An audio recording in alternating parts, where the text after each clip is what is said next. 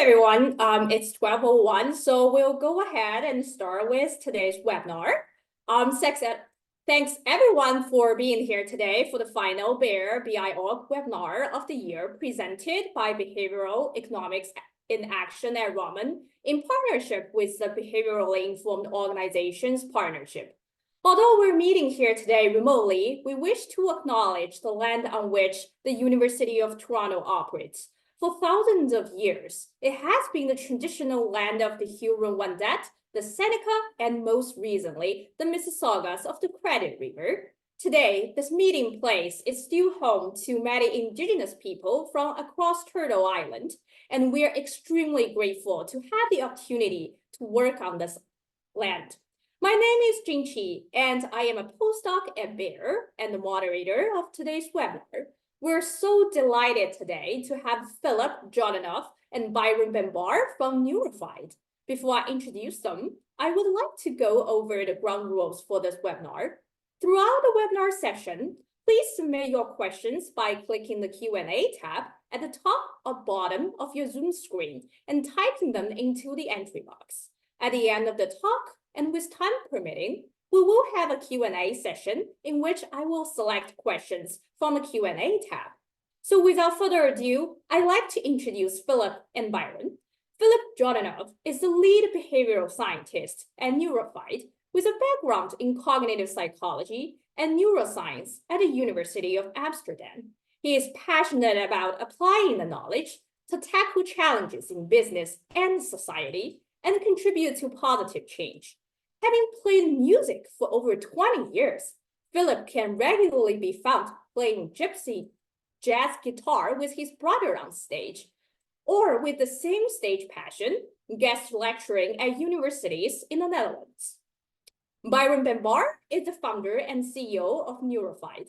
He studied international business administration at the Free University Amsterdam and Kansai Gaidai University, but his true education has been a combination of world-class martial arts training and fighting, as well as independently building businesses since he was 18. He consumes dozens of books a year on topics ranging from entrepreneurship and behavioral science to technology and science fiction in order to find underlying patterns across various disciplines. His other current passions include Wing Chun Kung Fu, running, coding, and VR. So apparently today we have two guests who are true blend of artists and scientists. So thank you, Philip and Beirem, for being here today. And please take it away. Thank you very much, Jingqi, for inviting us, for having us, and for that wonderful introduction. We'll dive right into it, get the technicalities up to speed. Hello, everybody. Good to see you all here. I see some familiar names among the guest list. So I'm very happy that we were able to get you in here. Maybe if you can just confirm that you see my slides moving. We also see on the left side the bar. So if we can. We don't want that. We don't want a bar. Just a second. Is it gone now? Nope, still there. That's something new. This bar to me. As it goes. Yeah, we didn't have it when we were doing the check, but now it's there. So maybe you will just have to pull through with this bar. I hope that's no problem for the attendees over here. And we'll dive right into it. I'll make up for it with a great story. So we're here to talk about behaviorally informed change management, which is applying behavioral science to organizational change. And we're going to tell you a little bit about how we experience this as consultants, as professionals, as entrepreneurs, and also as authors. A little bit more about that later. We're super happy to do this here and join you in the last webinar of the year from this partnership. I wanted to start with a quote by someone that you might know, who is also deeply affiliated to this entire undertaking, Dilip Soman. When I read this first, it confused me. Then when I read it 100 times more, it became one of my favorite things in behavioral science. Success is when you do not need a center of expertise. So of course, behavioral science, applied behavioral science, it's a super young field. It's been around for only 20 years, the applied variant. And that means you have these great giants and titans of industry that we've met both in industry and academia that we admire, that do speaking, that are rock star consultants, that are rock star academics. But in 100 years, maybe even earlier, we would like to see behavioral science somewhat similar to electricity. It's everywhere, no business would run without electricity. You couldn't even turn the lights on in the conference room. You couldn't even power your speakers. You couldn't even turn on your laptop. So, but it's there. No one talks about it. No one talks about how great electricity is. It's just there, integrated into everything, embedded into everything, supporting everything. Now, of course, we love centers of expertise. We love advising, training, teaching, speaking about behavioral science to make sure that we get to that level. But what we really would love to see, at least that's what Dilip says, and we fully agree with him, we would love to see center of expertise is no longer being needed. Behavioral science being like electricity, being the fundament, the wiring of business and society. So that being said, my name is Philip Jordanov. I was already introduced, so I'm not going to do that again. I am super happy to be here, talk about brain and behavior science in change management. And I'm here with my colleague and co-founder Beirem. And from here, I'll briefly give the floor to him. Thank you, sir. Hello, good morning, afternoon, evening, everyone. I assume that differs. I'll do the same. I don't need an introduction. I think Yingqi did a great job at that. So a little bit about Neurofied, mainly because the book actually came from the organization itself. So at Neurofied, if you could go to the next slide, Philip. Essentially, what we had the mission of making behavioral science embedded in these organizations and helping people thrive with the entire, with essentially behavioral insights. And in the beginning, we were looking around very hard in terms of where to apply it. And after a few years, because we started around 6 years ago, we noticed that organizational change is actually a very interesting gateway to changing organizations. It sounds very obvious. It took us a long time to figure out. And essentially how we do that is training, consulting, change management. So the training in this case is teaching, for example, change managers, but every leader in an organization is essentially a change leader. So training them in insights from behavioral science and in interventions. Consulting is more about they already work on projects and we help them do that better, right? We empower them with the insights and interventions. And change management is where we essentially do it for them. So sometimes when large organizations have to change and they have hundreds of thousands of people all across the globe, then it can be a huge undertaking. And we actually have a network of partners where we work together with in order to do these projects. And over the years, that brought us a lot of interesting clients to work with, I think. So let's move to the book. Because essentially, if you look at what we're trying to do, it's democratizing the value of behavioral science. And one of the key things that we've wanted to do for years was writing a book, but we're both young guys. So we didn't necessarily think this is the moment to share everything we have with the world. Until Wiley from New York found us, sent us an email because they read our Brain and Behavior blog. And they said, have you ever considered writing a book? So we saw that as the calling. And that led to the dynamics of business behavior. So that was about, I think, 2 years ago. And we wrote the book in about 12 months, I think, approximately. The key thing is we wanted to make sure that all the behavioral insights that we've learned, on the one hand, are in the book, that we have a bunch of interventions, because in the end, it's not about the insights themselves. Those can be useful so you understand the situation better. But in the end, what you need is a set of practical tools that you can apply, right? Whether you are a change manager or a manager or a leader or the CEO for that matter, in that sense, you need a bunch of tools. And if they can be evidence-based, the more evidence-based, the better in most cases. So when we wrote this book, the idea was to have hundreds of behavioral insights in there, to have, initially we had 24 interventions, and then last minute we skipped 6 to make sure that only the best ones are in there. And we did a bunch of interviews, and I will tell you a bit more about the interviews. But first, the interviews we did, especially to embed it very clearly into the context of organizations, because what you often see is, especially like if you're talking only science, then and I don't want to offend anyone, but like I think a lot of scientists are very academic in that sense, and sometimes the academic side of things can be removed relatively far from the practical side of things. Then on the other hand, you have the business people who are essentially intuitive psychologists. They have no idea what they're doing, but intuitively they're doing many things that are very human centric or that are at least very effective, right? So the question is, how do you bridge that gap? But also, we know that we are a bit biased in the academic sense. So one of the challenges for us is making sure that whenever someone reads the book, that they can see, especially a manager who is not at all academic, because many aren't, that they recognize all the situations in the book. So that's what we did the interviews for. Before I dive a bit more into what the interviews or who we interviewed actually, this also led to a second interesting development because one of our, I would say, heroes in the same realm as Dilip Salman is Paul Gibbons. So we got in touch with him through writing our own book. And then he essentially reached out to us like, hey, we are building a new book where we're editing and collecting a bunch of essays from leading thinkers in the behavioral science and especially the change management area. Would you like to write a chapter? So we also wrote one chapter in the future of change management, chapter 5, and there are 10 chapters.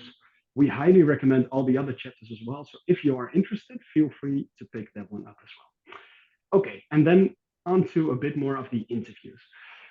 We thought we didn't include these in the book, I think, the graphs themselves. We just described some of the numbers, but we thought it would be interesting to show you a bit. I just told you that the interviews are essentially there to make sure that all the insights and interventions are very concretely embedded in an organizational context, right? So our number one priority here was making sure that it was industry overarching. And that essentially meant that we had to interview people from different organizations. And we had lots of different organizations, but we wanted to make sure that no one industry was full-blown dominating the data essentially. And as you can see, we had a lot of different ones, right? Like so telecom, finance, retail, consultancy, public sector, energy, tech, construction. And in most of these, we had multiple interviews. Some of them we had only one. This is also one of the reasons why we didn't include this graph in the book is because you could say that insurance is part of finance. You could also say that it isn't. So we thought, okay, we're not going to go there in general. But it does show you that this is indeed industry overarching. And we're very happy to say that from the people that have read the book so far, that all of them have found it useful in their own unique industry. And there are a bunch of people that we spoke with that are not from any of the industries that we have here. So I think we did quite a good job there. But I did want to show you this. You could also look at who are the people that we interviewed, right? So what is their role? The first one is, even though this is a book about change management, we noticed that when reaching out for these interviews, it was actually mostly HR people that responded and that would love to have this interview. And usually that's because change management is in some way part of HR. It's a very, it's an interesting question whether it should be part of HR or part of the business, right? We work with Johnson & Johnson, for example, and there they have an interesting structure where it's combining both essentially. But you do see that the data here is a bit skewed towards the HR. So more than half of all the people that we interviewed are in some way related to HR. And on the right side, you can see that half of the people were an executive. So that meant essentially chief human resources officers, or some of them were HR VPs, some of them were HR directors. But we also had some people in the change management area, some people in the organizational design, some who were more focused on the behavioral science side of things. But this at least shows you that there is a broad group of people that we interviewed. And it might give you a little bit of insight into the bias that might be behind, because there's always some bias, right? The question is, how much can you filter? And finally, you could also look at the geography. So one of the things that we were initially a bit worried about is our data skewed to the Dutch market? Because we are both Dutch, or at least half Dutch, half Bulgarian, half Tunisian, but we both live in the Netherlands. So our client base is also partly in the Netherlands.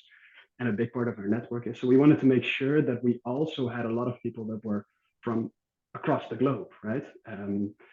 And here you do see that a lot of the people that we interviewed, they had their scope was much more global than just the Netherlands. And also here, we're very happy that at least some of the readers told us that it seemed like we did the research in their country instead of us having a very strong like cultural base in the Netherlands. So that's very good to show. So I thought with all of this kind of context, I'll give it back to Philip. He will tell you a bit more about the insights and the interventions in the book. And then I'll be here for the Q&A. So looking forward to that. Nice. Thank you, Beirem. And yeah, in short, when we were writing this book, of course, we were very enthusiastic about the potential of behavioral science and change management, but we didn't want to run the risk that we put this book together, we put it out there, and that the actual practitioners are like, what are we supposed to do with this? This is not actionable at all. So we were so happy that these 40 plus leaders dedicated the time to work on this book with us so that we can make sure that we present something that you can actually work with. And what it is that that you can work with is what we call it behaviorally informed change management. We are, of course, very much inspired by Dilip Soman's book, Behaviorally Informed Organizations. But we wanted to narrow that down a bit more to the context of change management, the context of organizational change. We have these organizations, 21st century, we're post-COVID, everything is moving incredibly fast with tons of uncertainty and complexity and volatility and ambiguity. You have to change, and people should be at the center of that change, but they're not always quite there. So that was our idea of infusing change management with behavioral science, with what we can learn from the study of how people think, decide, and act. We've learned so much about it in academics. Of course, this also includes, areas like psychology, cognitive science, neuroscience, systems thinking that date back hundreds of years ago. We have applied behavioral science is young, but the field, the overarching field of behavioral science and its subfields has decades, if not eons, of knowledge in it that we can use to help organizations become more human-centric. So we wanted to break open this toolkit, the mindset, the methodology, the value of behavioral science. And these are concepts that probably look quite familiar to you, that we've learned over the decades. We've learned that people are not economic machines. They're bound to the way in which we are rational. I wouldn't say we're irrational, but we definitely have our moments of non-perfect rationality. We have the late Daniel Kahneman that introduced amazing frameworks around dual processing, system 1 and 2 thinking, their research on cognitive biases that influence our judgment and decision making. We have another Nobel Prize winner, Richard Taylor, that worked with his colleagues on things like nudging and choice architecture that already found their way into public policy quite effectively. And then we have practitioners building on top of that with frameworks like the COM-B, the behavior change wheel, the behavioral insights team with Mindspace, systems thinkers that joined the party. And this methodology that came out of that can bring quite a lot to the table. You can work in a way that is evidence-based, right? In organizations, in policy, that it's based on scientific evidence. There's some type of data that is supporting your claim. But you can't leave it at that. You have to be context specific as well. What works for company A is not per se going to work for company B. You have to make sure that you can quantify your efforts somehow, right? Can you put some type of indicators, some metrics on the interventions that you're applying, the techniques and strategies that you're working with? And how can you do all of this in a way that is design-led, right? That you learn from it, that it's iterative, that it's not just a lengthy process that ends up in a 800-page report. So the value of behavioral science is quite evident, but then, the next question is, how are you going to apply it effectively to change management? Change managers and leaders that are driving change are usually quite busy. How can we get them to adopt these tools? So this is where we have to look a little bit at the process. And of course, this is a gross simplification. It's linear, it should be circular. I can talk about this for hours, but we only have one for the webinar. But basically what it boils down to is we look at organizational change and change management. We see an organization as a challenge, something is wrong. There is an opportunity for improvement at the very least. And you want to go to some type of solution. But, there should be an approach, a strategy, there should be an action. But oftentimes you see business leaders that are intuitively incredibly good at this. They just know what to do, but they couldn't spell it out like scientists would. So this is where we want to complement it a little bit. How can we make sure that we have an approach that is based on evidence, that's based on behavioral insight, that maybe does some qualitative or quantitative research into the problem, that gathers data, that gathers some type of, some type of grounding of what are we looking at? What is this challenge? What is the landscape underneath it? What is driving the behaviors? What is blocking the behaviors? If you know that, and if you can prove it, if you can put data underneath it, then you can start building evidence-based interventions, solutions that are backed by evidence, that have been maybe tested in an academic context, but are now ready to be tested in a specific context, built on those behavioral insights. You can create interventions that are tailored, that are specific, that are actionable, and then you hope that they contribute to organizational solutions. And this is, very, very, very simplified version of the behaviorally informed approach to change that we would like to embed. Now, what does that look like? So we see that a lot of companies, especially in this day and age, are dealing with stress and disengagement. You can see it. If you ask the people, they tell you, I have tons of deadlines, I'm stressed, or managers, I noticed that my employees are a bit disengaged. And we also know that, we have the buzzword of resilience. Oh, we want to be a resilient organization. We want to be more adaptive. We want to embody that in our mindset and behavior. But how do you get there? So what if we layer our process on top of it? Well, if you start doing some research and maybe you interview a bunch of stakeholders, so you run an organizational network analysis, and you see what is the landscape? What are the behavioral factors that are driving the stress and disengagement? Maybe it's something like change fatigue. Maybe it's a fixed mindset. Maybe it's overall employee fatigue. But there's only one way to find out. And if you do some research, either qualitatively or quantitatively, you're going to get a better picture of it. This is also where sometimes we work together with systems thinkers that can do a systemic analysis of the organization. What are the factors that are influencing each other and the people, the actors that cause this stress and disengagement? And then we move forward to solutions. So what are evidence-based interventions that might help here? Now, we know that there are piles and piles of literature of growth mindsets, of Carol Dweck's work that say, if we create not just the conditions in someone's head, but if we create organizational cultures that provoke people to have a growth mindset, that drive people to be more growth mindset oriented on this growth and fixed mindset continuum, then maybe we can contribute to their resilience. But growth mindset can take many forms. You can embed it in HR policies. You can embed it into one-on-one feedback mechanisms that managers do with employees. You can do it in leadership communication. You can do it cross-departmentally. There are tons of evidence-based interventions around growth mindset that you can test, that you can experiment with, that you can deploy. And the only way you're going to find out that it works for organization A or B or C is to experiment with it in that context, gather data, iterate. And if it works, then maybe think about scaling. So again, very simplified, but this is the way in which we try to infuse some of those behavioral science methodologies, mindsets, and tools into an approach to managing change. When we look at the book, The Dynamics of Business Behavior, we try to make this, somewhat overviewable. We have 6 areas of change management that we talk about. We talked about this a lot with the leaders that we interviewed as well.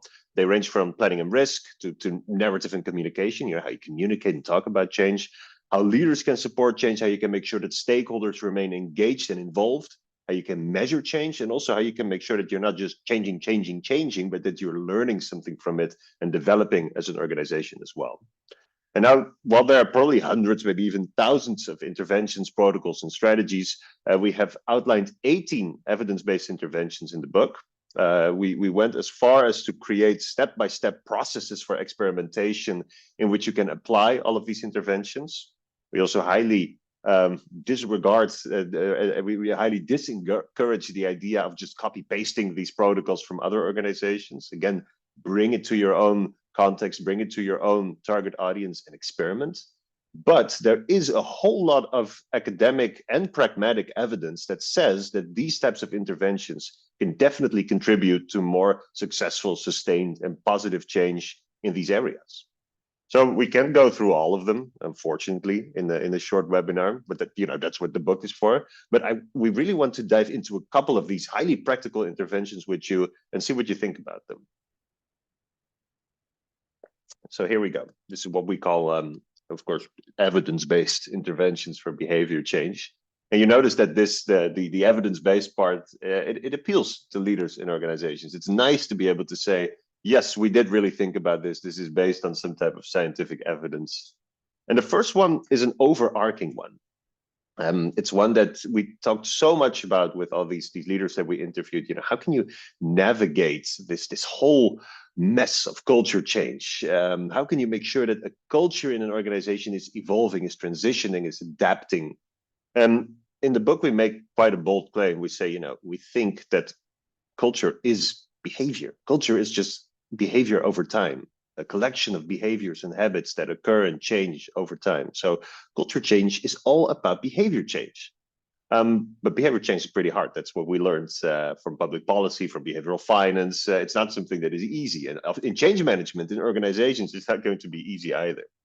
But we talked to 40 leaders. We read everything that we could get our hands on, and we saw that apart from the usual suspects like the McKinsey 7S, the ProSci-ADGAR framework, the 4Ds, all these, the Kotter steps, all of these, there was an underlying approach, a lot simpler, much easier to apply in paper.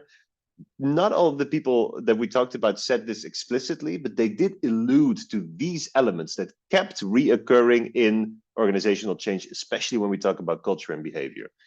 If you want to change culture, change behavior, navigate that, you would want to focus on 3 key areas. It needs to be prioritized. Changes need to be prioritized. If you want a more inclusive organization, if you want to increase diversity in upper management, if you want to become more agile, you have to prioritize the strategic themes that are accompanying them. And this is something that it's quite hard, but there are organizations with excellent leadership that are able to do this. You have the board of directors, they prioritize it. This is what we're going to do. What is way harder is to make sure that you translate those strategic priorities into concrete behaviors throughout the organization. What does it mean to be a more inclusive organization? What do you want people to do? What does it mean to increase diversity in upper management? What behaviors do you want to see from management? What does it mean to become more agile or to become more hybrid or digital? What are the day-to-day behaviors that frontline employees, managers, leaders, and everyone else need to do to make sure that we embody those priorities, to make sure that we embed those priorities into our day-to-day? We ask this question all the time, and it's super hard, even for companies that have been around for hundreds of years. We want to be more transparent about the way we talk about rewards. Okay, so what does that mean behaviorally? A behavior is something that you can role model. A behavior is something that you can copy. A behavior is something that you can photograph someone doing it and people will know, they're doing A, B, or C. That is the level of specificity that you are looking for. And if you cannot reach that level of specificity, it's going to be very hard to change behaviors and thus to change cultures. And it's a simple 3-step framework, but as you know, if you have noticed, this is quite hard. And in practice, it's even harder to get that specificity right. But it's not enough, still not enough. You want behaviors. They don't occur in a vacuum. They occur in a context, they occur in a culture, they occur in systems, processes. And you want to make sure that the environment in which the behavior is happening, and we refer to this as systems. Systems can be processes, it can be systems of values, it can be a collection of policies. Systems need to reinforce the behaviors that need to be prioritized. If systems are not reinforcing the desired behaviors, and even worse, if they are inhibiting the desired behaviors, then change is not going to last. It's not going to be sustained. So we have these 3 key areas. We need to be able to prioritize change at all times. We need to be able to translate and embed those priorities into specific behaviors. And then we need to make sure that our systems and processes reinforce those behaviors. And that's quite a lot to handle. But if you are able as an organization to navigate and keep these 3 pointers aligned, then you will have way more, you'll have way more chances to actually change culture, to actually change behavior, and to actually transition over time positively and in a sustained way. So this is still a bit of an overarching high-level tool. So let's dive into something more concrete. And this is one that you will all know if you are in behavioral science or psychology, probably one of my personal favorites, the pre-mortem. Now, is it possible to raise hands here? Do we have that option? Maybe you can raise your hand if you have ever heard of pre-mortem before.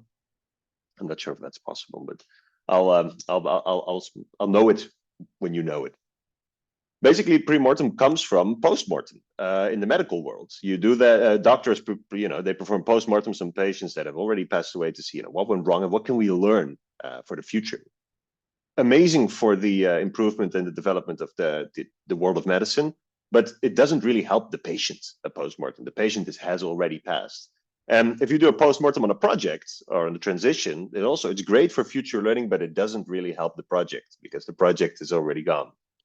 Or it succeeded, A pre-mortem turns things around. Before you make that decision, before you roll out the project plan, you, and with you, I mean the project planners, maybe one or two senior leaders, let's say the change managers are here as well, maybe some frontline employees, get a diverse group of people, run a workshop, could be an hour, could be 90 minutes. We've also done full day pre-mortems where you imagine that you're 6 months in the future or maybe a year in the future, and this change has gone horribly wrong. It's a disaster. What does that look like? Paint that picture really vividly.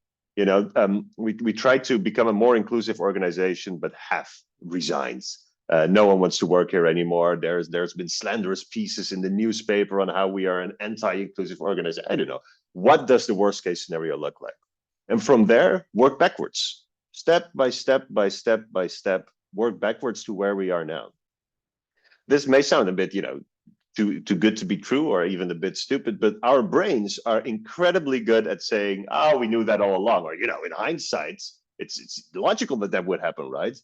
But still, when we are in the moment, we're a bit stressed, we feel time pressure, we're not applying that way of thinking. We should apply this way of thinking before a project starts. It's called prospective hindsight, which basically means the I knew it all along thing that our brain does.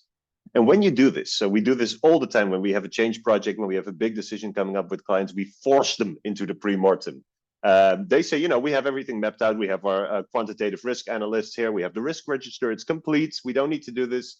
And we usually say, yes, we really do need to do this.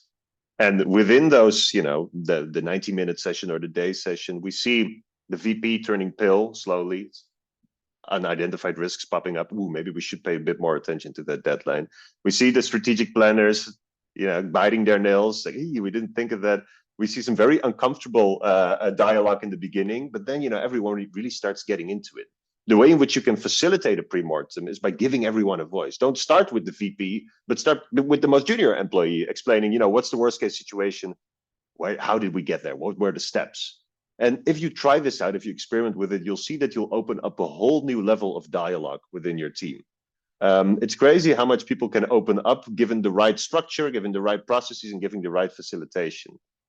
This is a great intervention for de-biasing change. It mitigates planning fallacy. It mitigates optimism bias. It mitigates overconfidence bias. It mitigates the black swan effect. And I'm sorry if I'm saying random names for people that are not acquainted with the world of biases. You don't need to remember any of that. You don't need to remember biases. All that you need to remember is that this pre-mortem intervention, coined by Gary Klein, the famous psychologist, works really good in planning. It can resurface those hidden risks.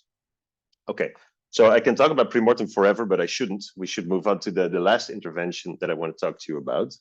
And this one is about narrative and communication. And you probably know at least two of these iconic moments in time where a person stood up and talked in front of a group of people and made a huge impact. We have Dr. King, we have Barack Obama at the NDC speech, and then we have Arnold Schwarzenegger there in the bottom corner. Maybe some of you have seen this Arnold Schwarzenegger talk as well. You probably weren't around for Dr. King's talk, but Arnold Schwarzenegger talked about the Russia-Ukraine war, and which is something completely different than Obama talked about, than Dr. King talked about. But what was completely similar was the narrative arc of these three speeches, of these three narratives.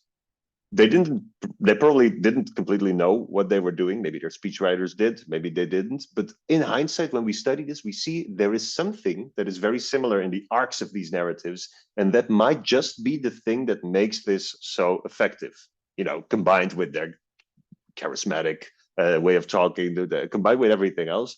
But let's talk about what we can observe. It's called the public narrative theory, the public narrative framework.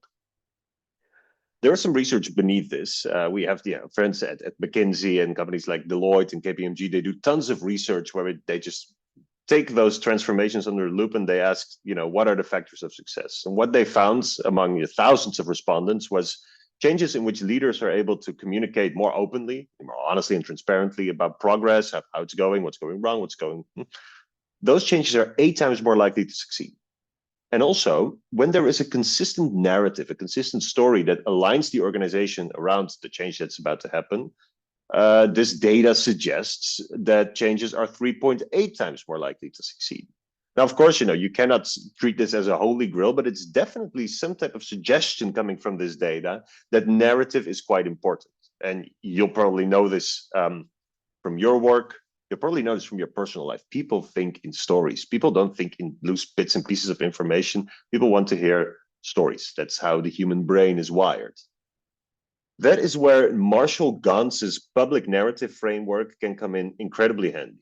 And this works great at Christmas parties too, by the way. But in change management, we oftentimes see that the narrative is completely neglected, or the narrative is being approached from the wrong angle.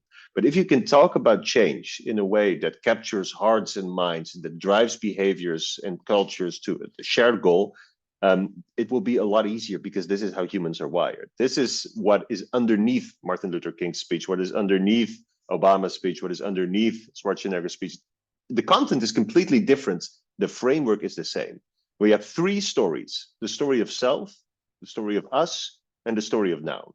And you can really deep dive into this. That's what we do in the book. But what it basically means is, if you have your story, your narrative, your content, your data points, and you can structure it around these 3 parts: the story of self, who are you? Are you a credible messenger? What is this to you? How are you involved in this? How are you driven by this? What makes you attached to this bigger change that we're going through?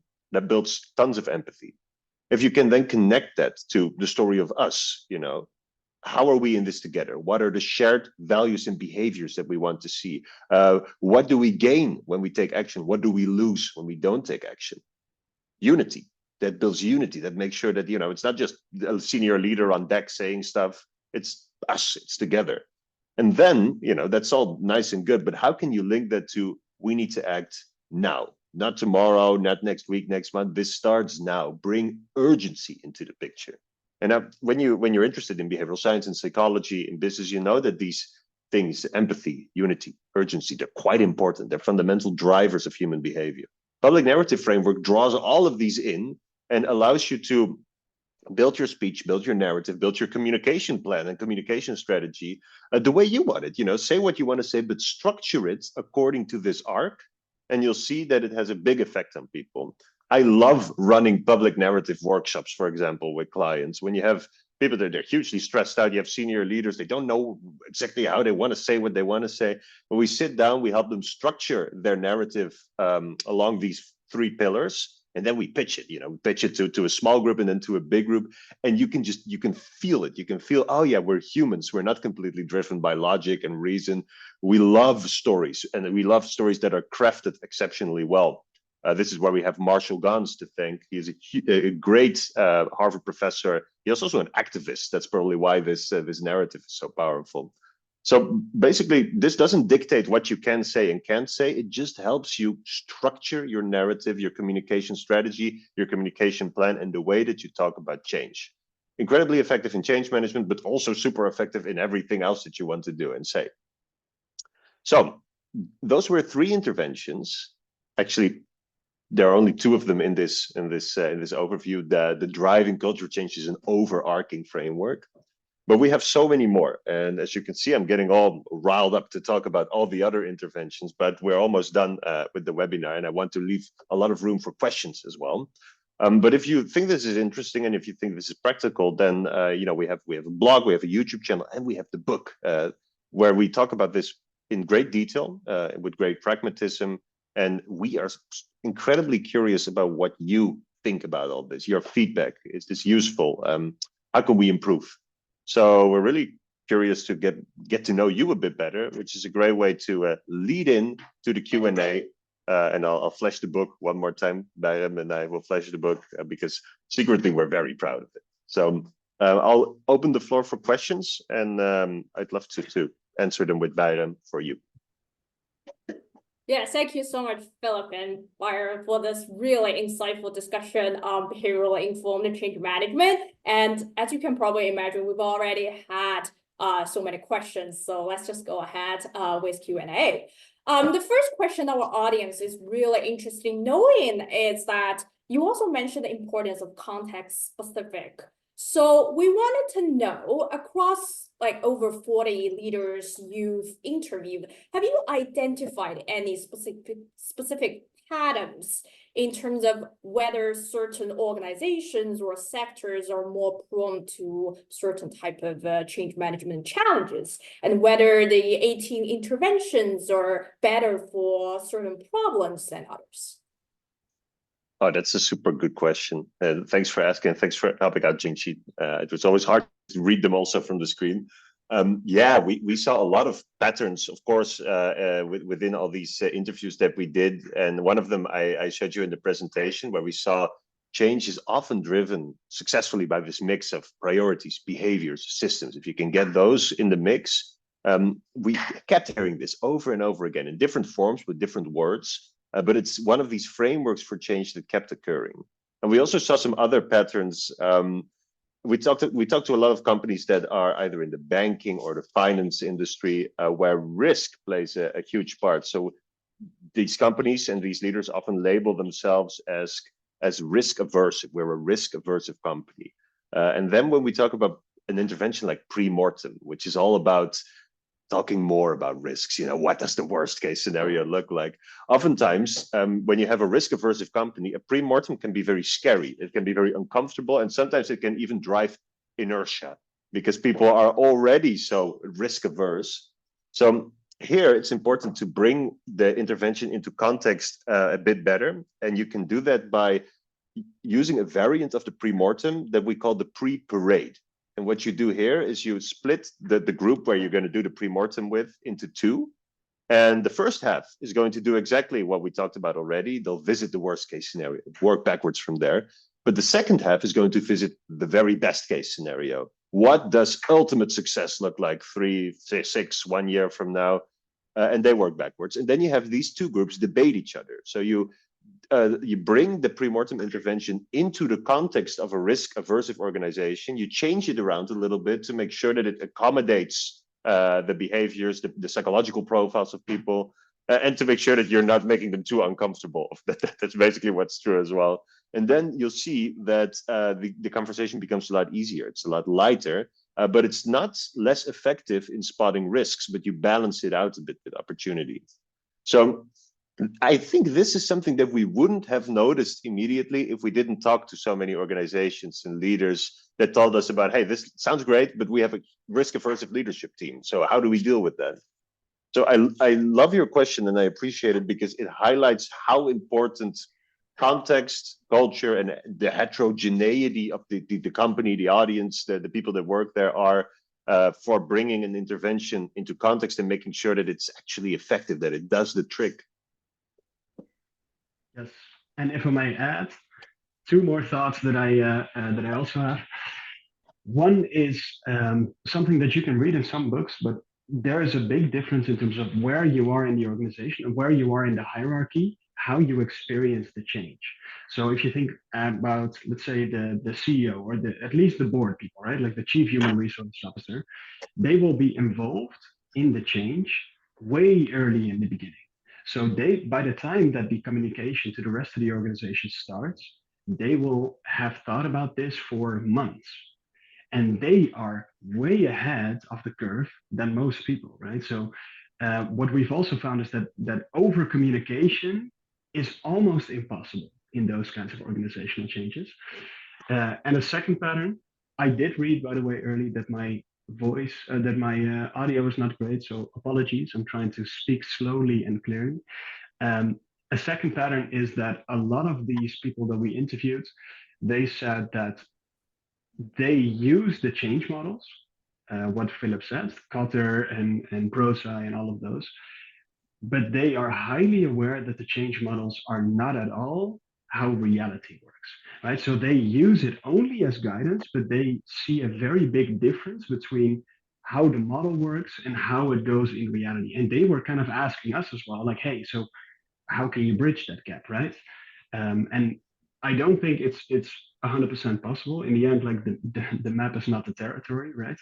But there are some things and some behavioral insights and interventions that will help you understand it a bit better. But broadly, that theory is very useful to get an idea and to get a bunch of mental models, but those models will never truly reflect the reality the messy reality that you see during an organizational change. Yeah, absolutely. I'm really glad, Larry, you mentioned that there is always a gap between practice and science, no matter how much we try. So the next question our audience really wants to know is, we've talked about different interventions, and you've also have helped so many different clients like J&J and KLM. So can you give us an concrete example showing us how did you apply the interventions that you described to actually help them achieve successful change? Very nice question. And the short answer is it really differs on a case-to-case basis. We always try to get a pre-mortem in when we are onboarded. And usually you see that we basically Neurofied is it's a research and consulting and training firm. So they see us sometimes as consultants, people that come in and give advice. When there's a big change that is ongoing, it's almost given that you get onboarded a bit too late as an external consultant. Things are already running, things are already in motion, but we really still try to drag the people back and first apply that pre-mortem. See what are risks that we're not seeing right now in behaviors. This is something that we always do. And another example of one of these interventions that we always try to get set is translating a change strategy, a vision, the priorities into those concrete behaviors. This is something that sounds super easy when I say it. Okay, so this is what we're going to do. What does that look like on the front line in behaviors? What are people going to do? What is the behavior that the leaders are going to role model? But this is something that is so incredibly hard in organizations. I see it time after time after time again. We're working with a big global healthcare company, and they're doing a big transition in the way that they talk about rewards, who is getting paid what and why. They want this process to become more transparent, to become more equitable. This sounds great from a strategic point of view, but what we want to know is, what does that mean behaviorally? What does being more transparent mean? What do we want managers to do? What do we want them to say? Yeah, we want them to be more curious. Okay, so what does curiosity mean? What does that look like? What is the behavior? How can you show it? How can you role model it? How can you copy it?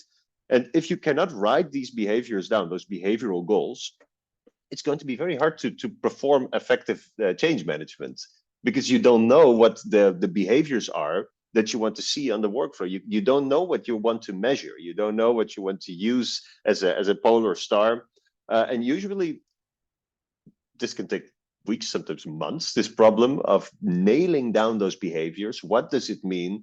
How can you role model it? How can you copy it? How can we basically photograph the behaviors that we want to see? And we also have projects where we kind of skipped over this a little bit, or we did it a bit half-seas, and we noticed that almost all the time these are the projects that go in the end result into a lot of ambiguity. Like, did we become more transparent? We don't know, because we don't know what it looks like behaviorally. Are we more equitable in the way that we distribute rewards in our organization? I don't know, because in the beginning we didn't set those very clear, specific behavioral measures of success. So this is an example of something that's just probably the most paramount thing that we always want to apply as an intervention when you onboard behavioral scientists to work on change management in a company. Yeah, I can go on forever with examples, but let's stick to those two. Maybe to add to that, I think maybe the question was aimed more at client projects in that sense. On the one hand, one of the biggest challenges, I saw a great LinkedIn post on this today, is confidentiality agreements, right? So we would love to share from start to the end, what exactly did we do? But in most cases, especially when you're working with these global organizations, you sign NDAs, right? Non-disclosure agreements and the like. So we need to be sure that in the end, you don't share the full thing. We do have on our website a bunch of client cases where we walk through them for the ones where we have permission. So hopefully that helps. Yeah, absolutely. I think, Barry, you just kind of hinted at a question that our audience is really curious to know is how do you actually bring in benchmark outside insights by change management when a lot of the data and insights and actions we talked about are actually proprietary and confidential? To be honest, this is one of the big challenges. I think this is something that we can do much better as a community. And one of the big challenges to overcome there is the confidentiality element, right? Imagine how cool it would be if that was more public domain knowledge and everyone can see how are we actually doing. Is organizational change improving? Because right now it's mostly the information that you have from an organization itself. So to more concretely answer the question, usually we use the benchmarks from within the organization, right? And that is also because then you automatically take into account that context specific element. And luckily there is some information on broadly how what the success or failure rate is of specific kinds of changes. So we do have a broad kind of baseline. It's never as good as you would like. We also use the internal baseline of the organization itself. And we are very much focused on what Philip mentioned a bunch of times, like emphasizing how important that is, the value of, and especially the benchmark of specific interventions, because you can see how are things before, then we implement the interventions, how does the data change? So I think on that level, you can make it very concrete. If I can just add to that, because this question really tickled me in the in the right way. There is one specific intervention that we cover in the book that is it's drafted up by the late Daniel Kahneman and his colleague Dan Lavallo, based on his research with Amos Tversky. They won a Nobel Prize with that stuff. It's called reference class forecasting, and maybe some of the behavioral science aficionados are very excited right now. And this has everything to do with the problem that organizations that are changing tend to have an inside view. This is our unique context, our organization. This time it's going to be different. This can result in huge mistakes in how time is budgeted, how resources are allocated, how the project is, financially allocated. And reference class forecasting is a protocol. It's a step-by-step protocol that almost forces the decision makers, the strategic planners, and the analysts to gather benchmarked data from outside of their organization, if it's available. So, but let's say it's an IT transition. There is data available of how long the average digital transformation on a certain topic should last in a corporate company, how much money should globally be budgeted to make sure that we go through the transition, how much people should be hired, etc., etc. But you'll have to consciously look outside of your own organization for that. We have this bias called the inside view. We like to think of everything as, it's unique, my world, my project. This time it's different.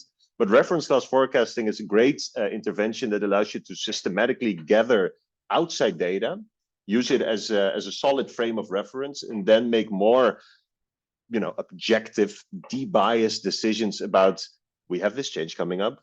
How much budget do we need? How much people do we need? How much time do we need?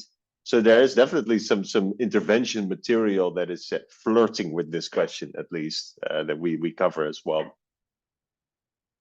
Yeah, that's a really good point. We will always need to look outside and to be intentional when we try to find kind of previous successful benchmarks that help us adjust and adapt based on our own situations. So another potentially ugly aspect of this behavioral informed change management is we've talked so much about rapid innovation. And our audience is curious to know, how should leaders really balance rapid innovation with change fatigue? And Philip, you mentioned we can't just always change. Exactly. So I'll kick this one off, and then Beirem will probably fill in as well. We had a lot of conversations about change fatigue, and they were all, they were very intense most of the time. There were some leaders that we talked to that said, change fatigue doesn't exist. It's just poor management. I'm not sure if I would agree with that 100%, but it definitely it rung some bells in my mind. Like, okay, so there is some truth to that, because we humans, we're a very adaptable race. We weren't the strongest out there all those eons ago, but if we did one thing very well, it was a rapid adaptation to our environment. So people are basically, we're a bit change aversive. We don't like ambiguity, and sometimes we stay clear of risk. But deep down, we're pretty good at change, as long as we're motivated in the right way, the environment is offering us the right opportunities, and also if we have the capabilities to be able to change.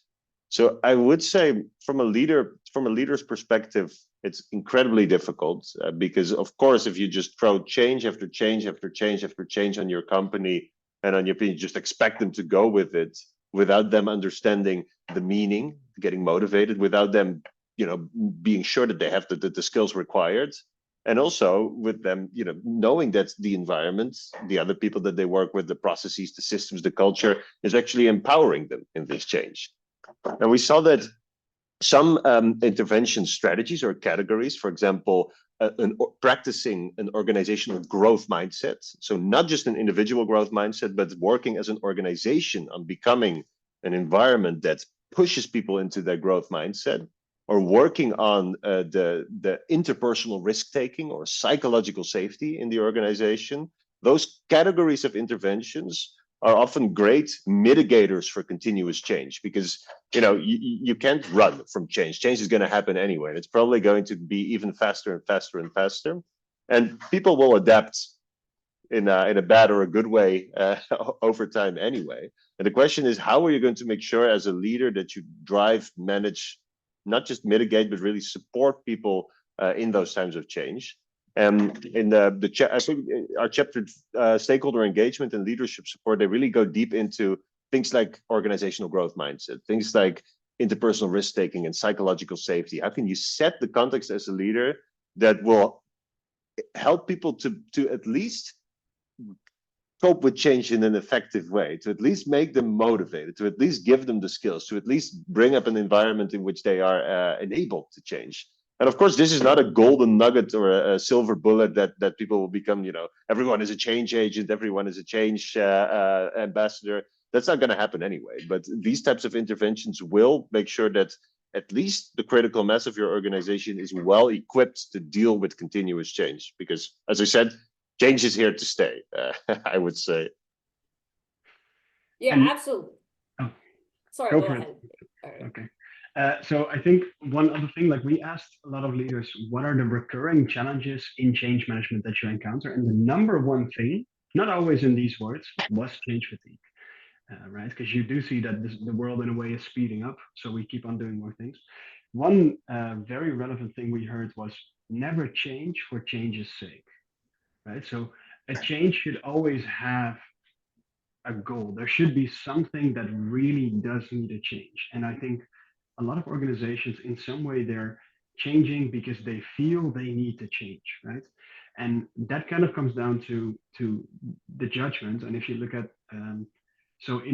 oftentimes, like, the course of an organization often comes down to the judgment of the leaders, which is still a very intuitive process. Like, yeah, there are some data-driven elements to it, but in a big part, it's a judgment game, right? And I think there is a parallel with you as a person as well, because if you look at athletes, for example, a good athlete will do training. They will, in a way, make their muscles more tired, and then they let it recover, and they'll become back stronger, and then they keep on doing that. But some athletes, they will practice 7 days a week without rest, which means that in the long term, you're destroying your own body, right? So I think, for me personal, but once again, this is my judgment on the topic, I think it's about balancing the short and the long term. So short term, yes, you do need to grow. So of course, there need to be some changes in order to improve things. That can be incremental change. That can be, I think in many cases, it should be incremental change. And every once in a while, there should be some big disruptive change that you're willing to go after. But that shouldn't be all the time. And I think that is something that is still a judgment thing. Hopefully in the future, we will have clear metrics and some kind of AI in the background that will also think with us and to let us know when we're outside of the parameters. I think one final thought on this topic is one of the most reliable indicators to keep an eye on, is there a lot of fatigue in the organization, is, are people engaged, right?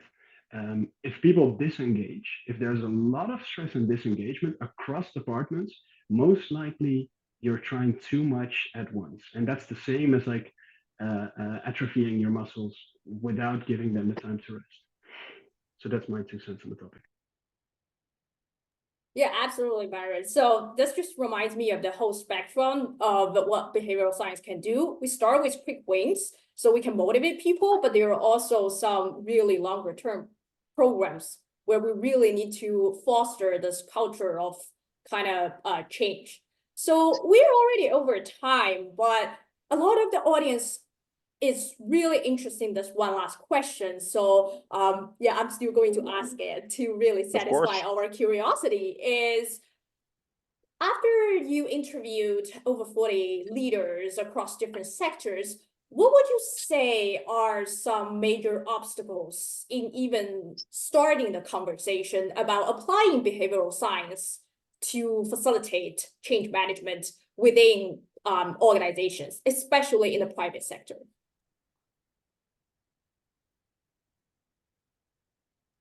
Let me think about that for a second, because it's a good question, but it's a broad question. It's good. I'll fill the time. I think one element is that so if we talk to the leaders, there's their view on science, right? And I think a lot of the leaders, they hear a lot about science, but a lot of science is very far removed from the practice. So even though they see the potential, in many cases, if they hear science, they assume that it will be very theoretical, very abstract, very complex, time intensive. And in the end, it will be so far removed from the level of industry speed that you need that even though, yeah, it's the right approach, we will never do this, because if we do this, we're already behind for 2 months, right? So I think it might be a bias. It might be something like a kind of broad judgment that they have on science. And of course, it depends very much, because some executives have a scientific background, so they know how important the scientific view on things are. But if you would ask me, what do you think the biggest obstacle is regarding why is not every executive saying, yes, we do need to improve our organizational change and embed it with behavioral science? I think it's because of these kind of basic judgments or maybe biases regarding what science actually is. And I think that's also, if you're looking at what is even the purpose of an organization like Neurofied, and there's a bunch of other organizations that do this, it's that we're bridging that gap, right? Like in a way, we're balancing the trade-off between scientific rigor and industry speed, because the scientific rigor needs to be in there, but you have to be willing to let go of some of the rigor in order to make sure that this is something that a manager will actually do when they're working. That's my view on it. I would add to that, right? It's you hit the nail on the head. Behavioral science is experimental in nature. That's what it is. It's running experiments. It's science.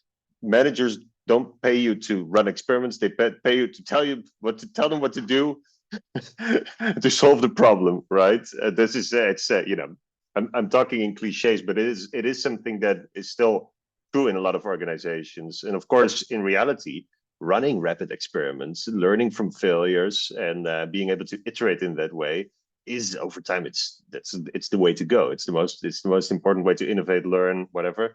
But it's not the reality. Oftentimes, especially when you have hierarchical organizations, you're a consultant, you're there to give answers. That's what they're paying you for.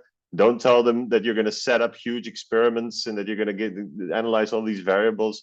Unfortunately, that's still reality for a lot of organizations, but it is something that is changing. And if I saw another question on the screen about what is the best strategy to start applying behavioral science in organization, it's linked to this.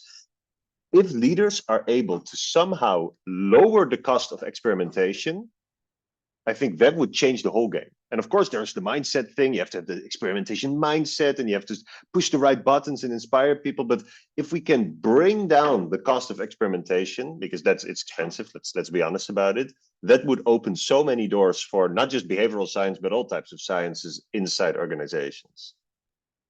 Yes, absolutely. I really like what Byron and Philip you mentioned. So as a community or field together, we should collectively try to really work very hard and hopefully to be able to expand impact of behavioral science, even in the private sector.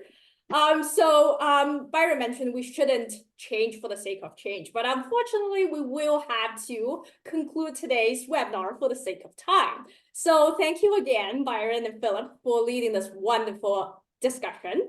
A full recording of this webinar will be available on our website by clicking the site tab labeled events and then clicking the sub-tab labeled Bear webinar series.